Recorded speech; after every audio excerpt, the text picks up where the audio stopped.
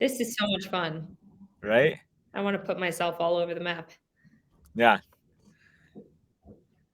So as folks are starting to jump in, I'm a big fan of warm-ups. It's something I've been doing a lot with my team. I run a completely distributed company and a team. We have folks in different time zones, and so we do these things that we call warm-ups, which are basically just like, you know, ways for us to warm up for meetings and discussions and things like that. So if you're logging in for the first time and I'm assuming a lot of folks probably using Butter for the first time, just like drop your name on like where you're, or sort of drop your avatar into like where in the world you are. And then what do you think, Lauren? Should we get started around like maybe like give folks another couple minutes? Yeah, maybe give it 1 or 2 minutes, but I mean, I wanna be Cool. mindful of your schedule and everybody else's schedule, so we'll kick off and you might see people continue to jump in the waiting room if there is one, and, yeah, that's great. Sounds good. Cool. Well, it looks like we got some folks in Europe, all across the US, and BC. Where is that? I think It's those are people. Brazil. Yeah. Brazil. Nice. Is that like that's like southern Brazil? So it's like São wine country Paulo. down there, right? Yeah, Sao Paulo. Oh, nice. Very cool. Very cool. I've spent a bunch of time in Rio de Janeiro in Flamengo, at the last company I was at. nice. Beautiful place. Oh yeah, I love Brazil. Actually, one of our engineers is in Brazil right now. He's in Rio, in de Sul, I think, is like the Yeah, southern part of Zona it. Sul. Yes. Yeah, yeah. He was just telling me about there was like a festival, a really big festival, like Post Malone. All these people were there. Um, do you know which one it was? I think it might have been in Yeah, Rio. Rock in Rio. Rock in Rio. That's right. Yeah, Yeah, it's a music festival. very cool. Yeah, I'm assuming that's Bruno, right? Nice. yeah, it's Bruno. I think USV might have to go to Rock in Rio next year then. I think we'll have to maybe It's not every year. So the last time we had was like, I don't know, maybe 3 or 4 years ago. But yeah, there's been already, I don't know, maybe 4 editions of this. wow. The first one was around 84 and then 2001. And so a couple of years ago, we had another one. So it's not that often. Oh, But we have Carnival every year. So you guys can come up February, March. that'd be the perfect time to Right. leave New York City. Yeah. Yeah. Awesome. Cool. Kevin, All right. Well, why go don't right ahead. Yeah, yeah. I actually transitioned the screen. There's one more sort of like warm up that I wanted to add on to here with for y'all, which is just like this is sort of a spectrum, and so you can sort of put yourself in the middle, or you can put yourself on the very left hand side or right hand side. Um, I realize I used the word "very" twice, so it's a little confusing here. I'll sort of put myself somewhere over here, just to get a pulse on like how everyone feels about product research. Okay. Alrighty, cool. So it sounds like folks are pretty comfortable. Some folks maybe not so much, but in general, it seems like we've, as a group, are pretty comfortable with product research. Awesome. Okay, so I'm using Butter for the first time, so bear with me if things sort of aren't super smooth. But welcome everyone. It's nice to meet y'all. I'm Kevin. I put together like a Notion doc that I'm going to be walking through with y'all today. And so you'll have to sort of excuse some of the sort of unpolishedness. This is my company's quarterly on-site, and so we fly everyone into San Francisco. We're about 50 people, and I've slept very little this week, but it's been a really fun week, and I'm actually extremely happy to be spending some time with y'all. Yeah, I guess as a quick introduction, I'm Kevin. I'm one of the co-founders of a company called Standard Metrics. USV actually isn't a customer yet, but we build for venture software for venture capital firms like USV.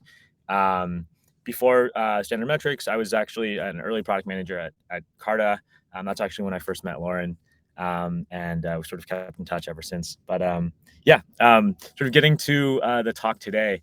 I have a quick presentation that I can hopefully share and it won't break anything. Okay. 1 sec.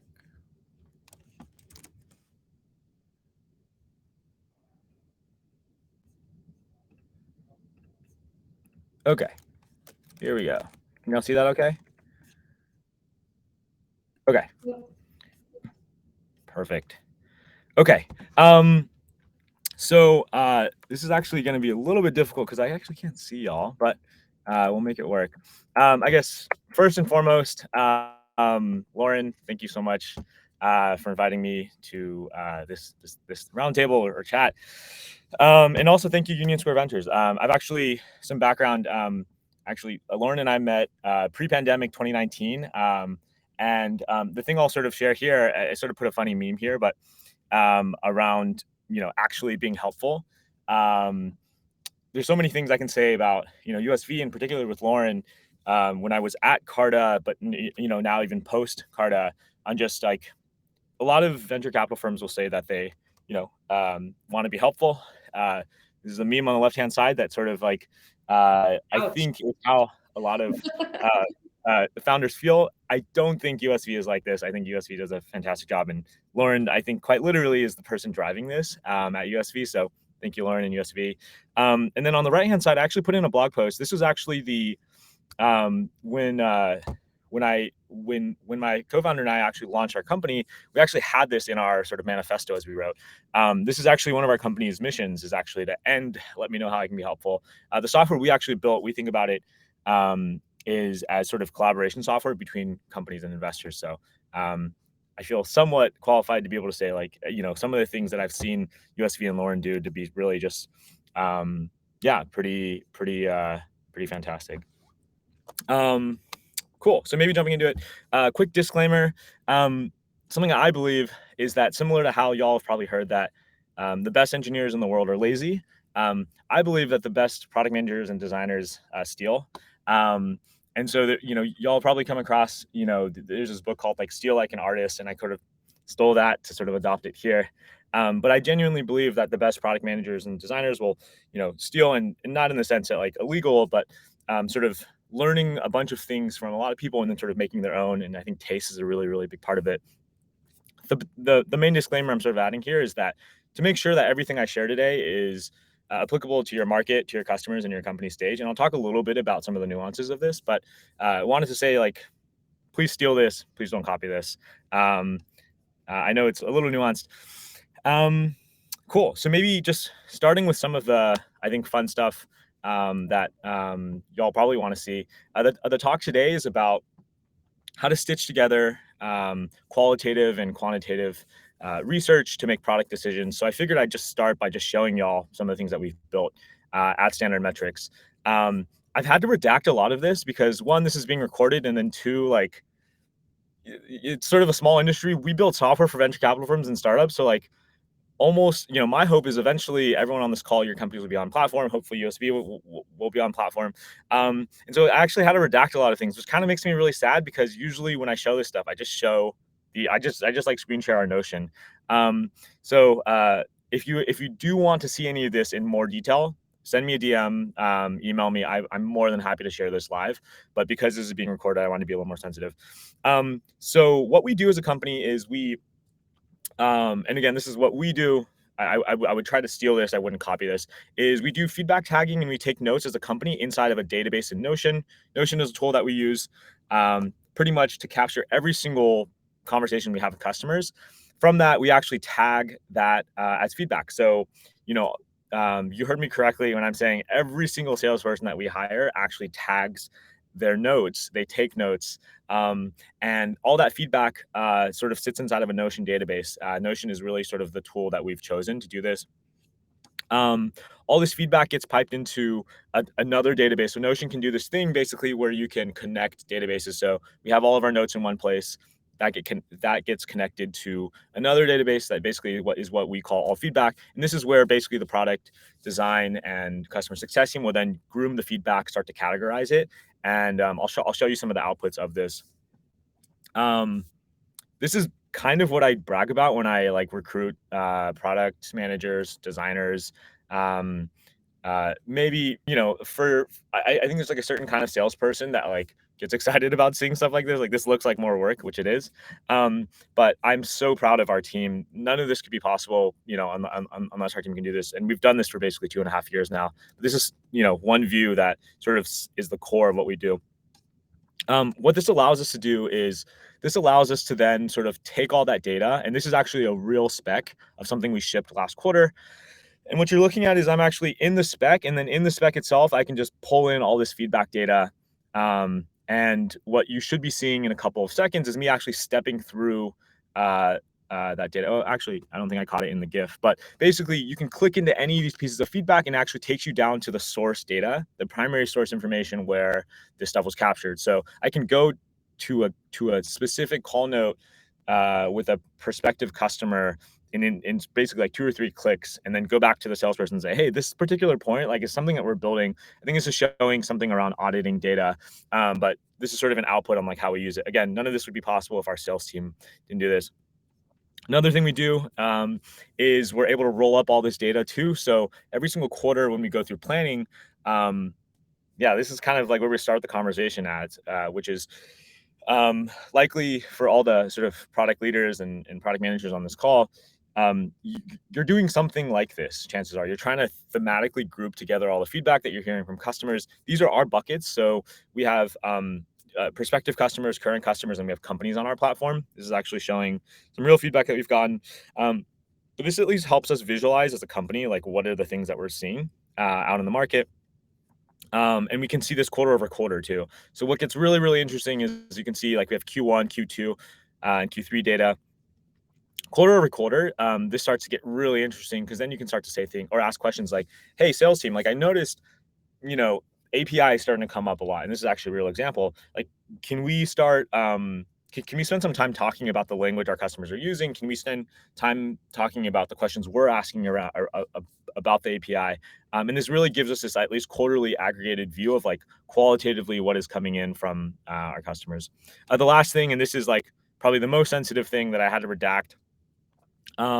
But every quarter we basically are able to take all that feedback, and then what we do is we just do a simple join with our CRM with our sales team, and then we can pretty much say if we ship this thing, this is the contract value that it's sort of tied to.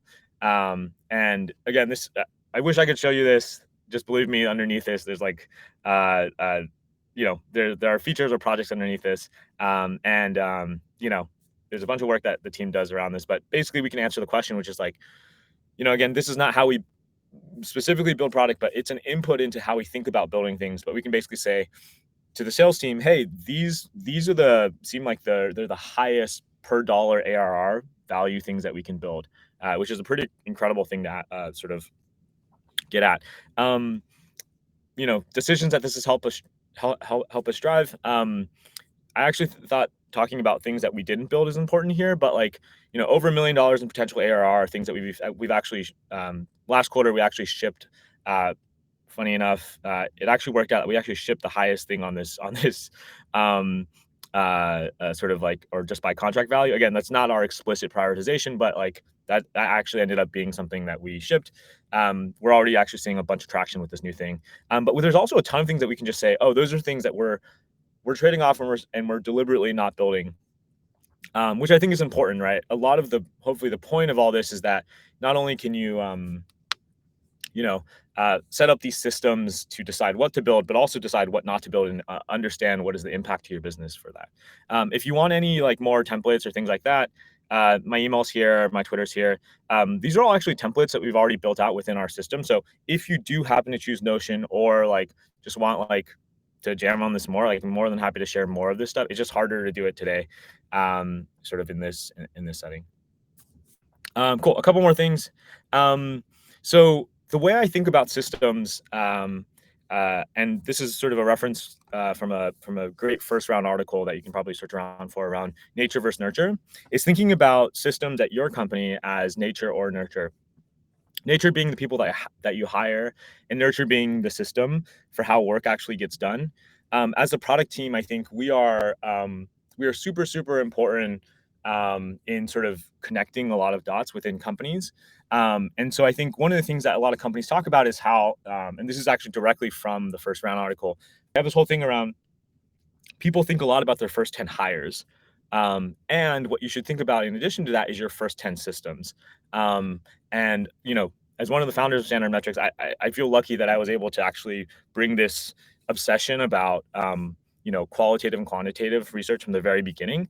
And, this is different probably for different folks on the calls, but this is a framing that I've really liked to think about systems. And there's a first round article that I would highly recommend you go check out. I think it was written by someone who currently works at HashiCorp. Cool. The ideal state of any of these systems or any sort of product organization, this is a funny image that I saw recently around describing like how a small feature will get built. You can see on the x-axis is basically like over time, each sticky note is like a stakeholder or a meeting. And then you can see like there's a red line here, like something in Jira at some point, and then actually the thing getting built.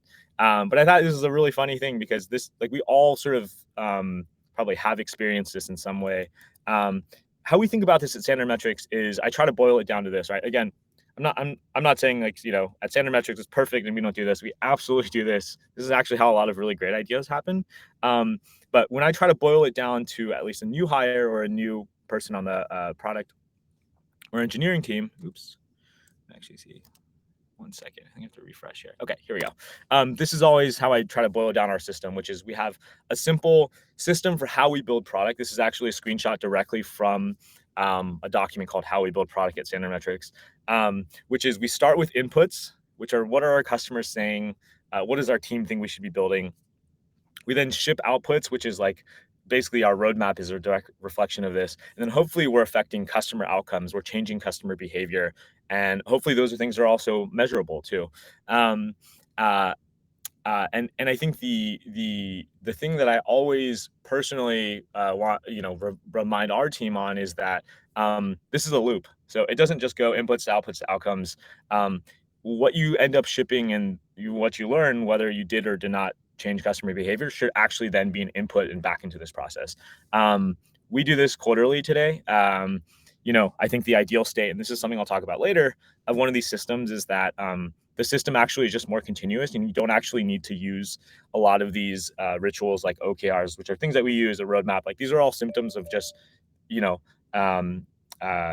sort of an imperfect system. Kevin, can I ask a question? Yeah. What's an example of an outcome that would then filter back into an input? Yeah, so I'll sort of use an example for us this quarter. An outcome would be there's sort of three ways that I describe outcomes. There's a great book on this called Outcomes Over Outputs. But outcomes usually are customer behaviors. So they're things that you can observe. So if you stood behind a customer, and watch them, you could sort of see the change in their behavior in using your application or with your interacting with their service. Two, it should be measurable. So there should be some metric that you're moving up or some metric that you're moving down. And then the third thing is it should be a leading indicator that the team can actually make an impact on. And so based on that, basically, if you're trying to drive a number, let's just say like monthly active users or daily active users, if that was sort of the outcome for a specific feature, then the way that would be an input is like, hey, that was actually a bad metric. We shouldn't be prioritizing like driving that behavior. Or, hey, it's working. Here's how I think we could take a bigger sort of like swing at it. And that would be an input into like, cool, well, let's double down and build more things into it. Yep. Cool. And so sort of thinking about this perfect system, in an ideal world, this is like how I would hope our, Standard Metrics operates. This is, we're trending in this direction, but we're never sort of going to be perfect here because there's a bunch of sort of like lossiness that sort of happens in this process. And the thing I kind of want to highlight here is that the world actually, at least the way I sort of, I read a bunch of product management books and talk to a bunch of product head, folks. The world doesn't talk enough about inputs, and I think it's kind of interesting that we're really today what we're talking about is, we're talking about systems for making decisions off of qualitative and quantitative research. I sort of wondered or sort of asked around, like, why don't we talk a lot or enough about inputs? And I think this is why there's so much demand for sort of a topic like this. And I think it's a couple of things. One, just like companies not having enough bandwidth, not really understanding what inputs actually are into their company, not really caring about it. And I think with customers, it's like, great, cool. What does that actually mean? And I don't think people actually go that much further to say, okay, well, it actually at certain companies it's a full job, right, to do product research. And today it's especially I'm assuming most of the folks on the calls are at startups. It's going to sit with somebody, right, and like understanding who's going to own this is actually something that's pretty tricky, which is something I think we'll talk about in the discussion. But yeah, this is something I sort of found interesting and sort of thinking a lot about this topic, which is like no one really talks about inputs, and there's sort of an interesting trend for people starting to.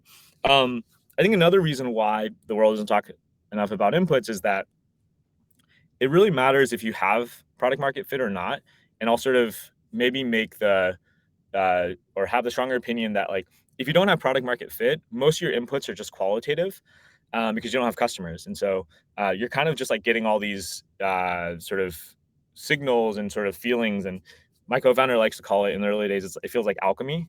Um, uh, Once you have product market fit, which is really where I feel like standard metrics is now, you have a mix of qualitative and quantitative, and you can start to really uh, uh, sort of instrument and be a lot more analytical about these things. No matter what, I think inputs matter. Sort of the takeaway here. And so, coming back to what I was saying earlier around like stealing, here's some principles that I think around that I think would be helpful for y'all to sort of steal some of the content of this talk today, which is first and foremost, I think the sooner you do this, the better. Going to the first one of the earlier points I was making around nature versus nurture. I think the nurture piece is something that a lot of companies just I think it's just really hard if you don't have this in the very early days. So I would say if you don't have a system today for being able to visualize any of this data, or every organization has like different problems they need to solve with this, but the sooner the better. I would say like, if you don't have a system, here's a couple questions I would ask. I would ask, how loud is the voice of the customer within your company? Is it getting louder? Is it getting quieter? This is actually still a question that I ask our team every quarter. Even now that we have thousands and thousands of companies using our product and hundreds of venture capital firms. If you feel like that voice is getting louder or quieter, that's sort of usually an indicator that you either need a system or something is wrong with your system. Um, the second thing I would say is like, what is the biggest input to how you make a lot of decisions today? Is it what you want it to be? Steve Jobs has this sort of funny quote around, as companies grow, product people get sort of squeezed out, and like sales and marketing people then sort of become the stars of the company. I sort of find kind of interesting in this. Principle number two, I'd say, is like the best system is no system. So, um, if there's one takeaway you have from this is like this is not an easy thing to do to instrument within a company. You're absolutely going to be creating more work for somebody. It's either you or it's somebody on the customer success side or on the sales side. I would say probably if you're going to do this the right way, probably all the above. Um, and I think coming from this place of like thinking about the system at the end of the day is really just solving for sort of lossiness between this sort of like product organization sort of loop that we have, which is like inputs, outputs to outcomes. Um, it's important to just say like, don't create process or don't create systems just to create system's sake. Always try to do sort of the most minimal thing that you need to do to solve the problems that you need to. Um, meeting your teams where they're at too is really, really important. I'll sort of get into this a little bit later on, like how to build the system, but like I don't think you should be really dogmatic about what tools you use. There's a lot of amazing integrations today through like Zapier. Notion has an API now, so that's something we benefit from. But when you're choosing what tools you use, like just try to meet wherever these teams are today. If you don't have a system, so if a sales team, Salesforce is really, really great, obviously, but HubSpot's a little bit worse. Gong is like a really good tool that like automatically records like sales calls, things like that. The third thing I'll add here is that bias is the biggest nemesis in these systems. We have not figured this out.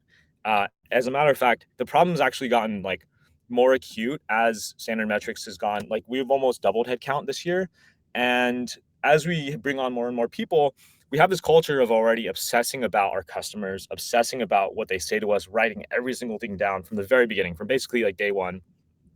But the thing that I've realized now, and the thing I'll share with y'all, is the single biggest thing you can do to sort of fight against bad data in, bad data out, which is like the system that we're talking about here, is to train your team on how to talk to customers, how to approach, how to not sort of like plant ideas inside of their head. There's this fantastic book, if you haven't read it already, called The Mom Test. We have like 50 copies of it in our office, and I try to give it to every new hire that we have. Fortunately, too, like we've hired people that I think are very What is product the name oriented. again of the book? The Mom Test. I'll actually put that at the bottom. I have a bunch of resources for y'all at the end. Great, thank you. Yep. Um, so yeah, training your team is probably the single biggest thing that you can do to sort of like, or antidote for this. And then I would say fourth, and again, these are all problems that we struggle with. We're not perfect on this. Is lack of ownership. Is one of the, I would say, the second biggest killer. This is a lot of work. And what we found is that we have product interns and the product team that really stand this up. And whenever we have product interns, we actually just had a product intern go back to school. These systems, we can like feel the weight of that work coming back because of how much it is. So being really clear with like who's owning it is really important. This may actually be a full headcount, is like what we've started to realize today. This is really co-owned by customer success, but mainly driven, owned by sort of product facilitating a lot of this. All right, cool. I know I'm running way over on the sort of expected time, Lauren, so I'll sort of like maybe. You're okay. I was just going to pause, actually. Does anyone have any questions thus far? I want to know what is the first biggest killer, because lack of ownership is the second. Oh, sorry. Bias. Okay. Yeah. Sorry. I think I'd actually change the word bias or killer to nemesis on point number 3 here. Okay, yeah. Yeah.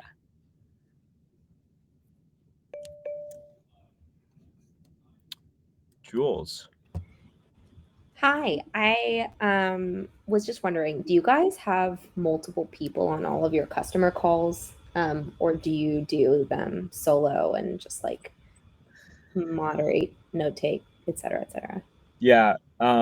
So it used to be, that even I could join a lot of customer calls, and that just hasn't scaled. But we actually rarely have product people on, more than like I would say 10% of calls happening like a week. We're very selective on which ones we choose to join now. But I guess deeper in your question is like, am I saying that customer success, sales, and our data operations team actually writes notes and tags feedback? Yes. And I know how sort of like crazy that sounds, but that's something that's very special that we sort of figured out with our team. Sounds so good.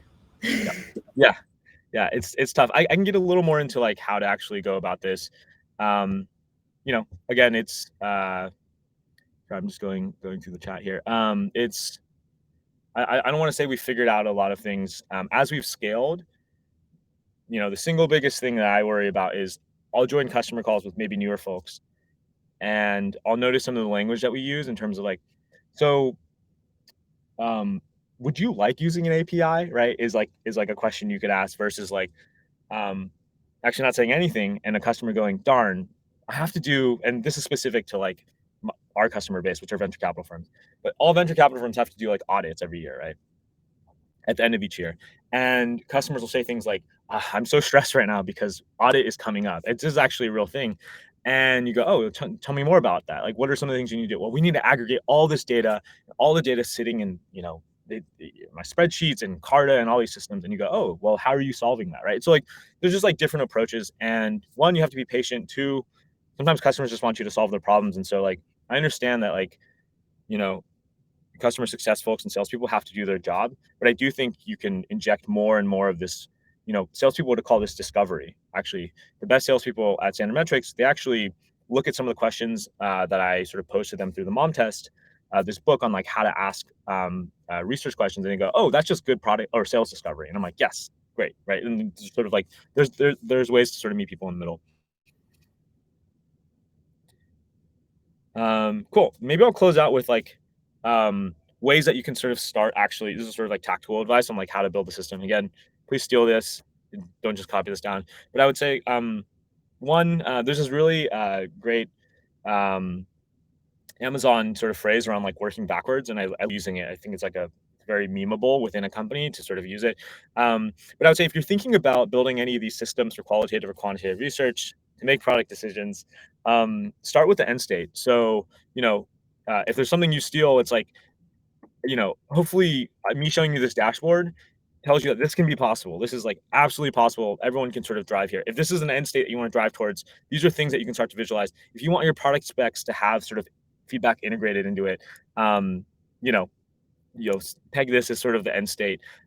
Whatever you do, I feel like if you're trying to get stakeholder buy-in from like a CEO or head of sales, go, hey, wouldn't it be cool if like we were able to show you by like customer request, like how many or how valuable that is to the business by like average contract value, right? Whatever it is. And I'm more than happy to, offline like help with this. Write down what that end state is and really sort of like, it's really an easy way to get buy-in from your team. Once you do that, though, start mapping out what your system looks like.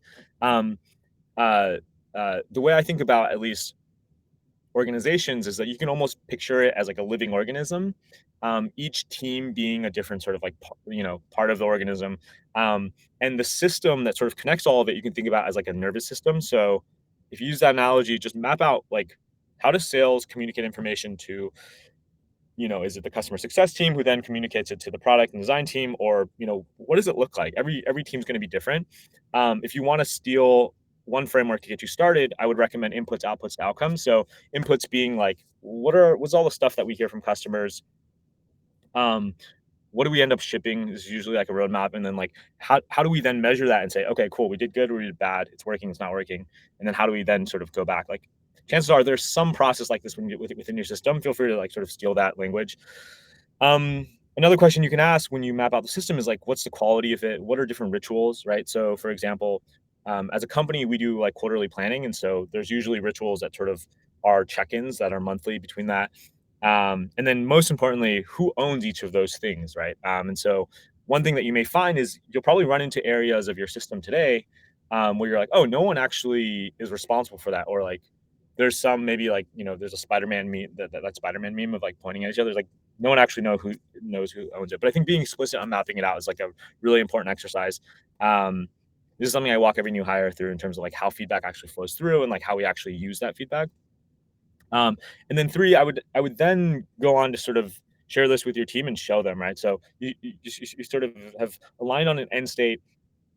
You're then sort of sharing this with your team.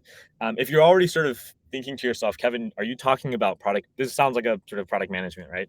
101. I would say yes. If you're on this call, and you're a product leader and or you're the sole PM on a team, I have some news for you. Like, not only are you product managing for your customers, but you're also usually product managing the internal team, or like your customers. And this is how I think about my job now: is I'm really product managing the my customers are everyone else within the company now. My product management and design team, who I lead, they actually are building for customers, but I'm actually doing a lot more stuff internally now, or product managing internally. And so, these last 2 are sort of funny because they're quite literally what we would do as sort of product people anyways, which is diagnose the problem to solve, right? You've already taken everyone along for the journey, and then ship to learn, right? So try to make sure, like, whatever you do, don't be dogmatic about what you end up sort of settling on, like tooling. You don't have to use Notion. I'm just showing you Notion. Don't let perfection be the enemy of progress here. And then, make sure you train your team, because that is one of the biggest killers is if you sort of have folks not necessarily collecting feedback and sort of soliciting it in the right way. Cool. So I know that was a lot. I'm actually going to stop sharing and then move into a discussion portion here. And here we can sort of, Lauren, if it's cool with you, we can just sort of keep this as like, general like Q&A now, but I did have like a couple of questions lined up here that maybe can kick us off. Yeah, and I was gonna say, feel free to stop the recording, because this Okay, can be kind of a